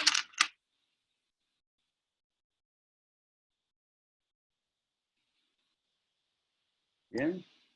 Entonces, sensitivo general va a inervar la piel del pabellón de la oreja, una pequeña parte de la piel, como veis ahí, detrás de la oreja, y el meato auditivo, ¿de acuerdo? Y luego, interesante, a nivel de sensitivo especial, que nos va a transmitir el gusto de los 2/3 anteriores de la lengua y del paladar duro y blando, ¿de acuerdo? Entonces, eso es muy interesante también. A nivel del nervio facial, mirad, estas son las distintas ramas motoras que nos va a dar. Nos va a dar una rama temporal, otra cigomática, bucal, mandibular, cervical y auricular posterior, ¿de acuerdo? Entonces, el frontal y el occipital son esos músculos que tensan la aponeurosis epicránea, por ejemplo, cuando nos sorprendemos. El orbicular de los párpados es el que hace el cierre fuerte de los ojos, cuando a lo mejor nos estamos lavando la cabeza y no queremos que nos entre espuma en los ojos. El buccinador ya sabéis qué es lo que hace, que es ese soplar. Ramón, más que levantar la mano, Rey, ponme una pregunta. El cutáneo del cuello y el orbicular de los labios que hemos comentado. ¿Bien? Bueno, pues este ya pertenecería a la fosa media. Ahí lo tenéis, ¿vale? Quedaros con esta imagen que es la pirámide petrosa del temporal. Entonces, ¿cuál es el trayecto de este nervio craneal? Bueno, pues vamos a por él. Básicamente nace, como habéis visto, en el tronco del encéfalo y se introduce a través del conducto auditivo interno. Ahí entra en la pirámide petrosa del temporal. En esa región hace como un codo o una rodilla, de ahí que se llame ganglio geniculado, emite el nervio petroso mayor, que era la parte parasimpática, continúa dando el nervio de la cuerda del tímpano, que va a ser el que llegue las sensaciones gustativas, y sale del cráneo a través del orificio estilomastoideo, que está entre la mastoide del temporal y la estiloides del temporal.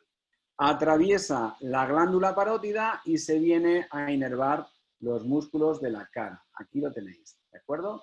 Entonces, si vamos al comentario osteopático, ¿por dónde sale? Sale por el orificio estilomastoideo.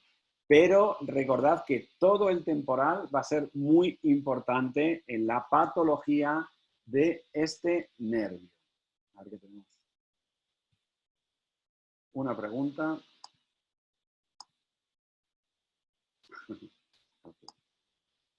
¿Cómo se testa entonces? Pues, por ejemplo, en un paciente le podríamos pedir primero que realizase movimientos que consideramos simétricos, como sonreír, como levantar las cejas, para ya empezar a intuir algo. ¿De acuerdo? Se puede palpar la musculatura, a ver si tiene el mismo I will now assess your tono. facial movements. Please raise your eyebrows. Okay. Now close your eyes tight. Y luego se le pide también un cierre fuerte de los ojos y de la boca para evaluar orbicular de los ojos y orbicular de los labios. Bien, se mira la simetría. Importante, porque tenemos dos nervios faciales. Y por último, se puede evaluar el gusto. Se da una I'm now going solución. to test your sensation of taste. I'm going to ask you to stick out your tongue, and I'm going to lightly touch it with this swab saturated in a solution. And Recordad que lo vamos a colocar esta solución en los 2/3 anteriores de la lengua, ¿de acuerdo? Para evaluar el nervio facial. Son sabores sencillos. Bien. Bueno, pues ahí tendríamos.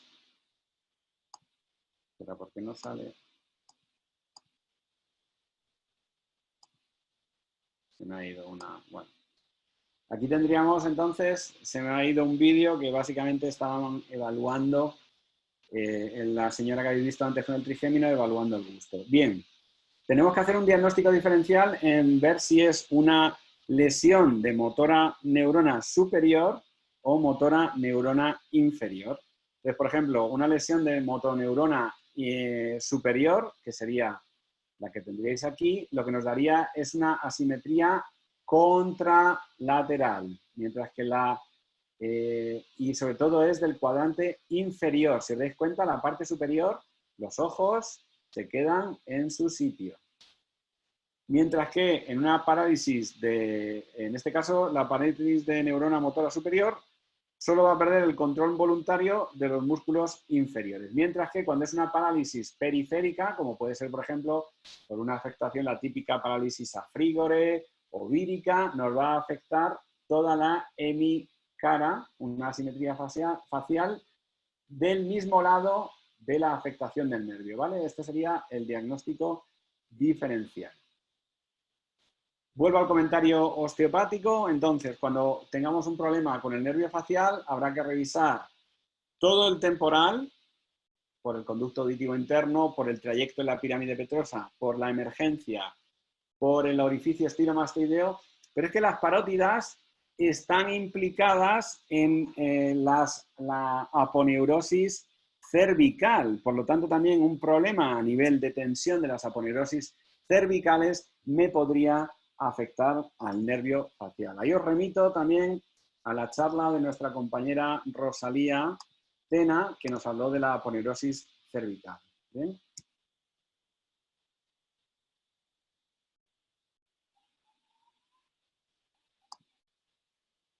Bueno, pues continuamos ya con el octavo, ya nos queda menos, el estatoacústico o vestíbulo coclear. Es un nervio que es sensitivo especial, ¿de acuerdo?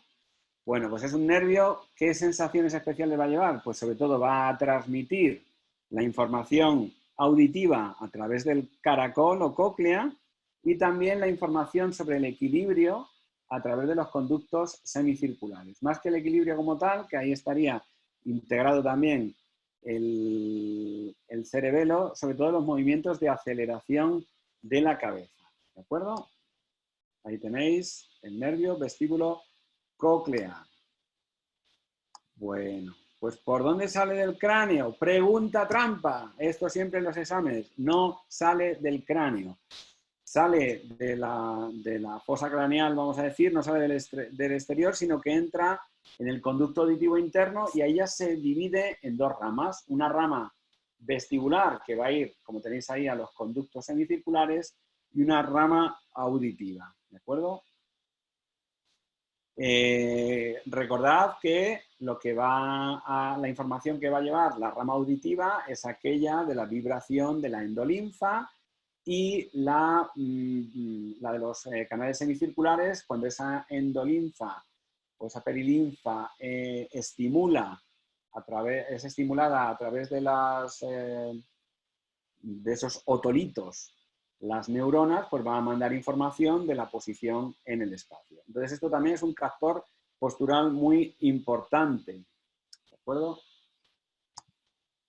Síntomas que vamos a tener entonces, o hipoacusias o síntomas vertiginosos. ¿De acuerdo? ¿Cómo se evalúa? Pues el primero es lo que se llama la distancia a la cual se puede escuchar una voz. Aunque os parezca una chorrada, pero es un test importante. Normalmente, cuando hay un problema de este nervio, no se oye a más de 6 metros, o bueno, se le pueden decir bajito, se le pueden susurrar en monosílabos o algo así. Bueno, pues mirad, este sería el testaje del vestíbulo I would now cochlear. like to test your hearing. I'm going to whisper something into your ear, and I want you to tell me what I've said. Please cover your left ear. Sí, Rui. Conducto auditivo interno. 1, 2, 3. All right, let's test the other ear. And cover your right ear. 8, 9, 10. I will now place a vibrating tuning fork on your mastoid. Bien.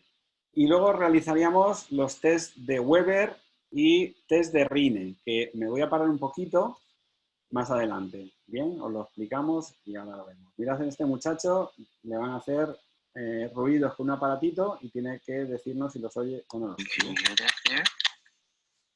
Hear it over here? Harder to hear over there? Okay. Este sería el test de Can you feel Weber. it middle or to one side? Feel it over there? Okay. All right. Can you feel it back here? Okay. Tell me when it stops. It stopped. Can you still hear it? Okay. Tell me when it stops over here.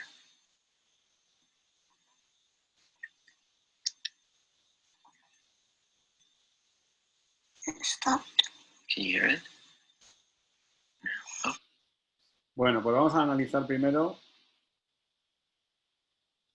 Pues tenemos el test de Weber, que como habéis visto, básicamente es colocar la parte vertical del diapasón. Normalmente nos dicen que tiene que tener una frecuencia de 440 hercios y más o menos se coloca en la línea media de la cabeza. ¿De acuerdo? Cuando la audición es normal, no hay lateralización de la percepción, es decir, escuchamos igual por oído izquierdo, oído derecho. ¿De acuerdo? De manera que en el diagrama que tenéis ahí, la A sería el normal. ¿Bien? En el segundo caso, en el caso B, sería una sordera por conducción. Y se oye en este caso, en el oído, digamos, en disfunción, perdón, la conductiva se oye en el normal, mientras que la sensorial se utiliza o se oye en el oído patológico, que sería en el muchacho que hemos visto. ¿Qué más se utiliza luego? Se utiliza el test de Rine. Partimos de la base que el test de Rine nos dice que la conducción en el aire, es decir, cuando no hay contacto con el hueso, es más eficiente que la colocada en el contacto con el hueso. ¿De acuerdo? Entonces, ¿qué es lo que hace? Golpeamos el diapasón y lo colocamos cerca de la oreja para que el aire se transmita, para que el sonido se transmita por el aire. En el caso del vídeo lo ha hecho al contrario. Y luego colocamos el diapasón en contacto con el hueso. Normalmente se coloca así porque como es menos eficiente esa audición, para que quede un poquito. ¿De acuerdo? Entonces nos tiene que decir qué estímulo es más fuerte. ¿Qué es lo que han hecho en el vídeo? Como se sabe que hay una patología, primero ponen la parte ósea Y si os habéis dado cuenta, el muchacho en el oído sano oía la parte aérea, pero no oía la parte aérea en el lado patológico. ¿De acuerdo? Cuando es negativo, la conducción en el hueso es mejor que la conducción en el aire, ¿vale? Eso sería un rine negativo.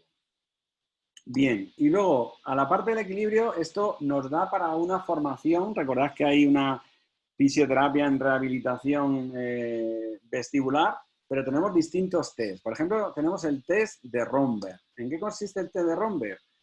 Pues el paciente está de pie, con las piernas juntas, pero no presionadas, y los brazos a lo largo del cuerpo. Entonces, primero le pedimos que esté un minuto con los ojos abiertos, fijándose en un punto fijo, y luego con los ojos cerrados. Lo ideal es que lo esté, como en ese dibujo, con los descalzos, y cuando hay alguna patología vamos a ver que el paciente tiene una tendencia a deslizarse o a caerse con los ojos cerrados, ¿de acuerdo? Tenemos luego el test de Fukuda, que también se le conoce como el test a veces del pisoteo. Consiste en marchar en el sitio con los ojos cerrados, como veis, los hombros en la horizontal, y realizar 30 pasos en 30 segundos, levantando las rodillas a 45 grados. ¿Bien? Se considera un problema vestibular si la desviación llega a los 30 grados. Por eso se realiza, como veis aquí, en un tapiz graduado. ¿Bien? Tenemos otro de los signos que sería, no lo he podido poner porque no he encontrado, no he sabido cómo trasladar un GIF, pero tendríamos el nistagmo ocular espontáneo. Y el paciente está sentado, le pedimos que mire, o sea, que fije su mirada, y de repente, al fijar la mirada, vamos a tener un nistagmo, que es un movimiento oscilatorio lateral de los ojos. ¿Bien? Más test. El test de Unterberger. Paciente, también es un test de dar pasos. ¿Te parece, si os dais cuenta, al test de Fukuda? Va a dar 50 pasos en el sitio, llegando a la horizontal en este caso.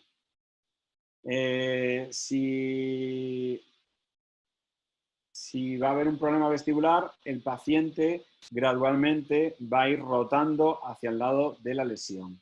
En este caso, la interpretación es que una rotación de más de 60 grados hacia un lado, pues va a ser patológico. Y va a ser patológico hacia el lado lesional. Es decir, si el paciente rota hacia la derecha, va a haber un problema en el nervio de la derecha.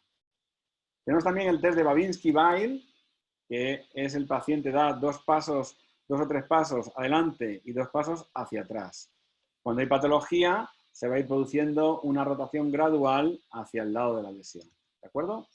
Y por último tenemos el test de estimulación calórica. Os he puesto una imagen súper compleja, que aquí lo que se hace es, se utilizan diferencias de temperatura para diagnosticar un daño del nervio acústico. Entonces, se estimula con agua fría, con agua tibia, y cuando el aire o el agua fría entra en el oído interno, debe haber movimientos laterales llamados, como sabéis, nistagmo. ¿De acuerdo? Bueno, pues eso sería, esta prueba es lo que se llama una electronistagmografía. Lo podemos hacer simplemente instilándolo nosotros y mirando. Vamos con otro nervio que tiene bastante chicha, que es el glosofaríngeo. ¿Vale? Funciones, mirad chicos, función motor branquial, que va a ser inervar el músculo estriado estilofaríngeo. Ese músculo estriado lo que hace es elevar la faringe. Entonces, la elevación de la faringe va a ser necesaria durante la deglución. También cierra la glotis. Un paciente que tiene un problema del 9, pues lo que va a tener es, por ejemplo, que se atraganta con facilidad. A nivel visceral, ¿qué es lo que hace? Es la parte parasimpática de la glándula parótida. ¿Os acordáis que os dije que el ganglio esfenopalatino inervaba todas las glándulas salivales menos la parótida? Bueno, pues en este caso el componente sería a través del glosofaríngeo. Muy interesante también a nivel sensitivo, la inervación que nos da, sensitivo visceral, lo diré, de la tensión arterial a través de la información que llega a los varoreceptores del cuerpo y de los senos carotídeos. Ahí es muy importante porque lo que nos va a servir es para una regulación a corto plazo, regulación rápida. Recordad que la regulación larga sería a través del sistema renina-angiotensina-aldosterona. También tenemos a nivel sensitivo la sensibilidad del tercio posterior de la lengua, piel de la oreja y superficie interna del tímpano. Y sensitivo especial es el tercio posterior de la lengua, ¿de acuerdo? O sea que si os dais cuenta, realiza bastantes funciones. Bien, ahí lo tenéis con la inervación. ¿Por dónde sale? Bueno, pues va a salir por el agujero rasgado posterior. Importante, entonces, cualquier disfunción entre la pirámide petrosa y el occipucio nos podría dar problemas en este nervio. ¿Qué síntomas que hemos dicho así muy comunes puede tener el paciente, aparte de los que vamos a testar ahora? Pues es el paciente que después de un whiplash, por ejemplo, tiene una sensación como que se atraganta con más facilidad, o pues eso sería muy típico. Bien, ahí tenéis la regulación de la presión, por lo que hemos dicho, por las fibras del cuerpo carotídeo, que ahí serían quimioreceptores, y las del seno carotídeo, que serían varoreceptores. Entonces, no solo regula la tensión arterial por cambios de la tensión de la arteria, sino por cambios en la composición de la sangre, sobre todo por las presiones parciales de oxígeno. De ahí se intrincaría con los núcleos para aumentar o disminuir frecuencia e incluso para regular la frecuencia respiratoria, los núcleos cardioaceleradores y aceleradores o deceleradores de la respiración. Hemos dicho la sensibilización, ¿vale? El componente sensitivo general, que nos daba esa sensibilidad que hemos dicho en este caso, el especial que nos daba el tercio posterior de la lengua, el gusto del tercio posterior de la lengua, y sensitivo, hemos dicho, de la parte posterior de la oreja, del conducto interno auditivo. ¿Cómo se testa? Pues mirad, chicos, a pesar de que tiene tantas funciones, se testa junto con el vago a través del movimiento de la úvula. La úvula tiene que estar centrada en la campanilla. Si está desviada, dependiendo si va hacia un lado o hacia el contrario, es motoneurona superior o motoneurona inferior, y se evalúa también a través del reflejo de náusea. Entonces se introduce el depresor y se estimula el reflejo de náusea. Así que lo veremos luego con el vago. Bueno, pues vamos con el 10. Venga, que ya estamos acabando, nos quedan 3. El vago, que se llama vago no porque no trabaje, sino que viene del latín vagabundo, porque tiene un recorrido muy largo. Viene desde ahí, desde el tronco del encéfalo, desde el cuarto ventrículo, y va a llegar hasta el ángulo esplénico del colon. Luego, entonces tiene un recorrido bastante largo, ¿de acuerdo? Funciones a nivel motor, lo que hace es inerva los músculos estriados de la faringe. A nivel de la lengua es el palotogloso y tensor del velo del paladar, el periestafilino interno. Bien, los constrictores de la faringe, chicos. ¿Cuáles son esos constrictores de la faringe? El paciente que después de haber tenido también un accidente de tráfico, que refiere o la sensación de náusea, que es la parte visceral que ahora veremos, o esa sensación como que alguien les está apretando aquí del cuello. Bueno, pues eso sería por la afectación del vago. Motor visceral estimula la contractura del músculo liso, entonces va a estimular tanto el peristaltismo como la contracción, por ejemplo, de la vesícula biliar, apertura de los esfínteres, como sería el de Oddi, o el de la válvula ileocecal. Todo eso sería su función. Sensitivo visceral, esta es quizá una de las funciones más importantes, porque va a darnos la nocicepción de todo lo que sería el tracto gastrointestinal, o dicho de otra manera, por resumirlo, va a ser un nervio eminentemente aferente. Nos va a dar la interocepción, nos va a dar la nocicepción de todas, o sea, cambios químicos en el tracto gastrointestinal, cambios de dilatación, por ejemplo, porque tenemos gases, dolores, irritación, todo eso está vehiculizado por el vago. Y esa es una de las funciones más importantes que va a realizar, porque todo eso va a modular respuestas incluso generales. Un paciente con dolor visceral crónico por irritación por algún producto, ¿qué es lo que va a tener? Pues va a tener, por ejemplo, un estado de ortosimpaticotonía crónica. ¿Y quién va a informar? Pues ese nervio vago. Os invito, ¿queréis saber más del vago? Tenéis una charla de Luis Gonzaga Moura acerca del vago, que es muy interesante y ahí vienen de ambos, los del nervio vidiano. De todas maneras, ahí, dependiendo del autor, te dice que uno u otro. ¿De acuerdo? Entonces, importante, porque va a ser mecanismos de defensa. Entonces, ¿qué son mecanismos de defensa? Pues, por ejemplo, puede ser el vómito o cuando ingerimos algo que está en mal estado, ¿qué es lo que hace?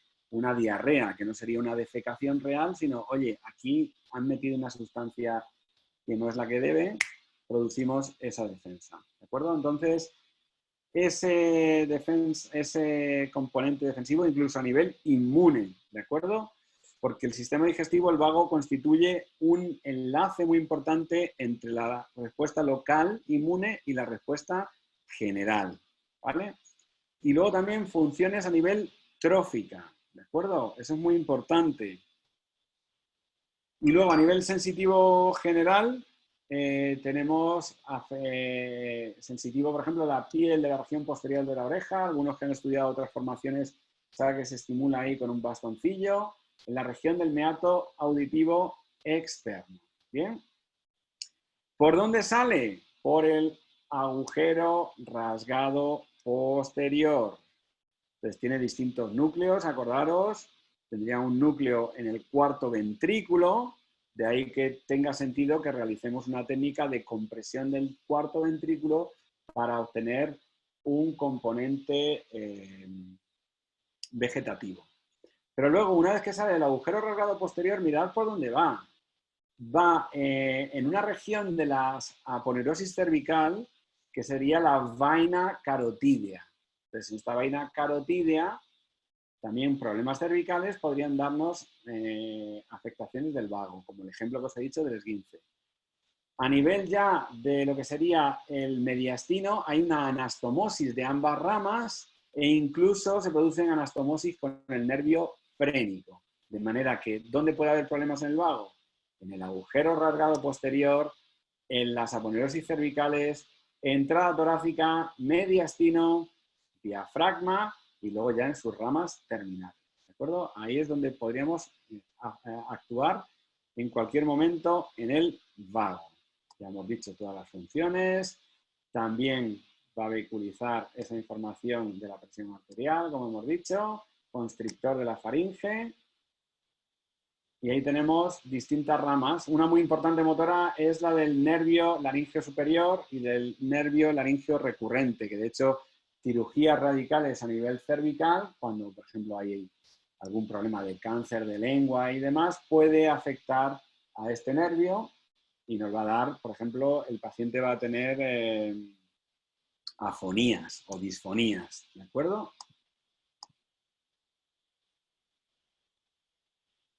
Gracias, Rosalía. Es más del facial. Mirad, hay el nervio vago con su función motora por donde emerge el nervio vago, ¿de acuerdo? Y ahí tenemos su núcleo del cuarto ventrículo. Ahí ya podríamos hablar de los distintos vagos que hay. El vago dorsal, que es el más primitivo, y el vago ventral, que incluso habría uniones funcionales. Eso es la teoría polivagal de Porges. Recordad, habría relaciones funcionales con musculatura de la mímica, con el hipogloso, con todos esos nervios, que serían los de la conducta social, ¿vale? El vago social que se dice. De ahí os invito a que le echéis un vistacito a la charla de nuestro amigo Luis Moura Gonzaga. ¿Bien? Bueno, pues todas las ramas y todas las funciones que hemos dicho. ¿Cómo se testa? Mirad, chicos. Se testa mirando la desviación de la úvula. And say ah. Ah. I'll be assessing your gag reflex by lightly touching the back of your throat. Si es una lesión de neurona motora inferior, la úvula se va a desviar hacia el lado sano. ¿De acuerdo? Es como si llevaseis las riendas de un caballo. Si tiro más de esta rienda, se va a desviar hacia este lado. ¿De acuerdo? Entonces, mirad en este caso, patología.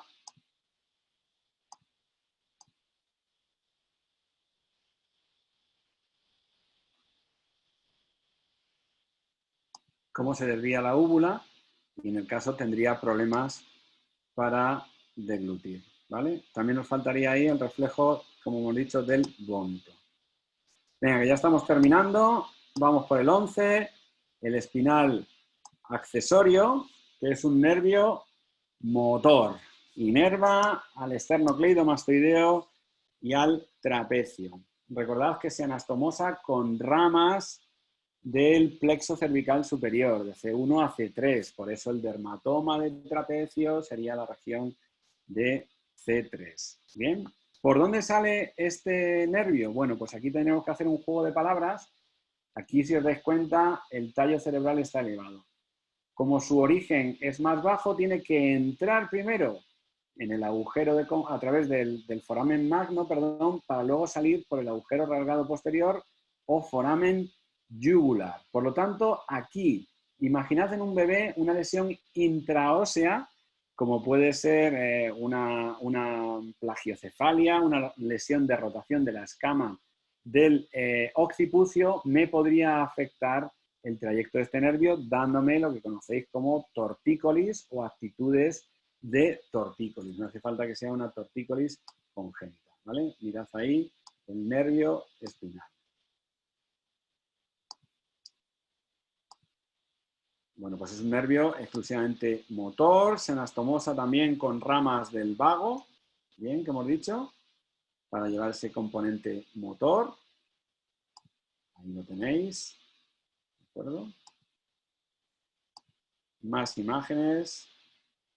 De manera que, si os dais cuenta, aquí tenemos un círculo vicioso, porque si inerva al esternocleidomastoideo y tenemos un aumento en el tono del mismo, la presión del esternocleidomastoideo en la sutura occipitomastoidea puede aumentar la tensión a este nivel y todavía dar más problemas. ¿De acuerdo? Entonces, una disfunción del mismo nervio o una disfunción de la extremidad interna de la clavícula no lo podría dar. Bien, ahí tenéis el nervio accesorio en detalle. ¿Cómo se testa? Pues testando según Kendall y Kendall, trapecio superior y esternocleidomastoideo. Ups, perdón, se me ha ido. I'm now going to assess the strength of your sternomastoid and trapezius muscles. Please turn your head to the right and up. Ahora te comento. I can now see you have good bulk of your sternomastoid muscles. Please turn your head against resistance. All right, now turn your head up and to the left. Again, on this side, I can see you have good bulk of your sternomastoid muscles. Please turn your head against resistance. All right, now raise your shoulders and keep them up against resistance. Vale, mirad en este caso ahora la patología, cómo hay pérdida de la forma. Y ahora le contesto a José, ¿vale?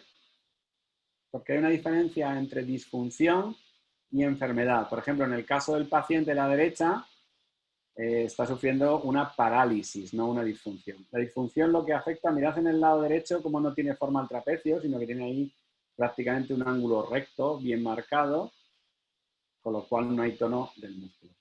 José, cuando tenemos una disfunción, lo que ocurre es que se produce, entre otras cosas, una respuesta en hipertonía, porque se produce lo que se llama una facilitación medular, ¿de acuerdo?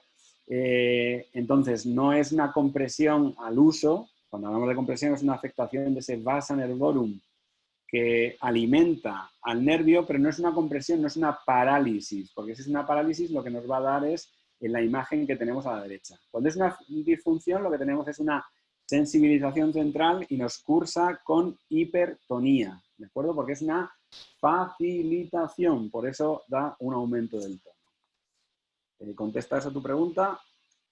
Espero que sí, porque nos vamos con el hipogloso. ¿Qué significa hipogloso? Por debajo de la lengua. Ya estamos en el último nervio craneano.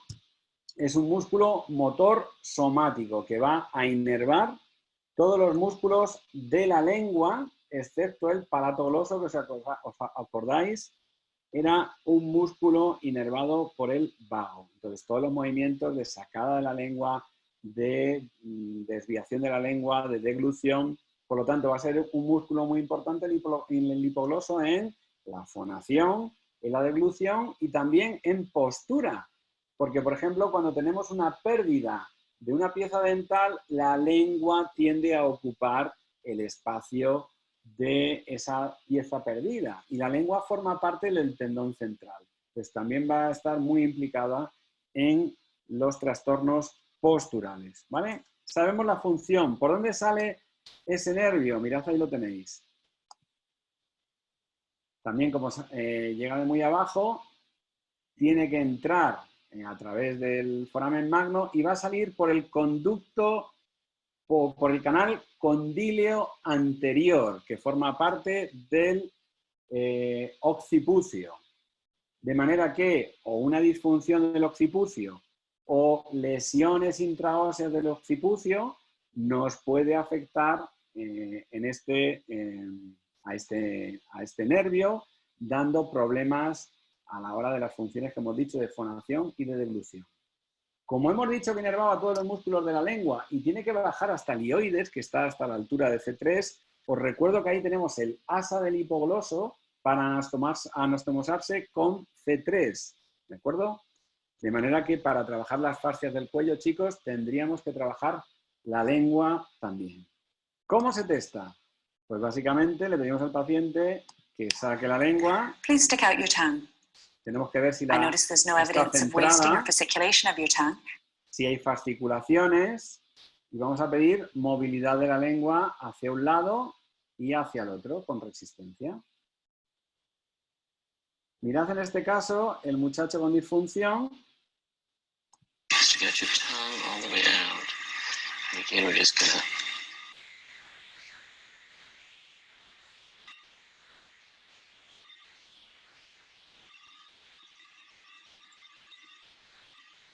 Okay, and then all the way out as far as you can. See if you can get all the way down to your chin here. Good. De manera que ahora cuando le pidamos que desvíe la lengua hacia un lado hacia el otro, como no tiene esa fuerza de la lengua, si os dais cuenta, compensa con la mandíbula. Dependiendo de si es una lesión de neurona motora superior o neurona motora inferior, lo que vamos a ver es desviación del mismo lado o del lado contralateral. Ahí lo tenéis, ¿vale? La neurona motora superior, la lengua se desvía del lado opuesto a la disfunción, o de la parálisis, perdón, mientras que cuando es una lesión de neurona motora superior se desvía hacia el mismo lado. Bien, resumiendo, estos son los 12, bueno, antes de resumir, os he puesto ahí una nota para los geeks osteopáticos, que es el 13º nervio craneano o nervio olvidado, que es el nervus terminalis, a veces se le denomina el nervio 13, en otros el nervio 0, y básicamente se le llama el nervio 0 porque está muy cerquita del nervio olfatorio. Entonces ahí lo tenéis. Parece ser que tiene una función con las hormonas, con la gonadotropina, es decir, con el crecimiento, ¿vale? Mirad, ahí lo tenéis. Aquí el nervus terminalis a la derecha, ¿vale? Resumiendo, los nervios craneanos nos van a dar sintomatología motora, sintomatología sensitiva y sintomatología parasimpática o de sensibilidad especial. dependiendo de por dónde del recorrido del nervio, tenemos que saber las posibles disfunciones y tenemos que saber analizarlos, ¿vale? José, no entiendo tu pregunta.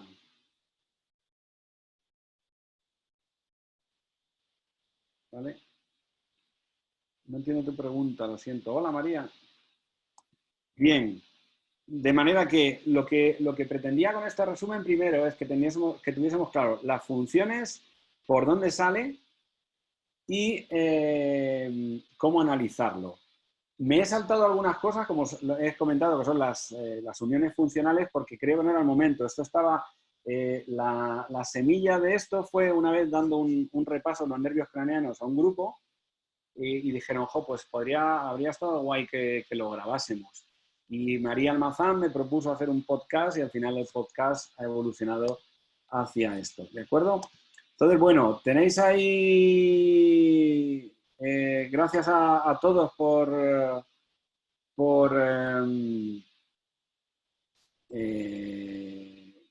vuestra atención. Ha sido un gusto teneros por aquí. Os dejo bibliografía, por supuesto, la Biblia de todo esto sería el Wilson Powers, los nervios craneanos, pero también lo tenemos en el libro de Ricard, en el libro de Torsten Lien, en el de Barral de los nervios craneanos también está muy bien. Ahí tenéis un artículo de Javier Rodríguez de la sensibilidad del cráneo y de Busquet.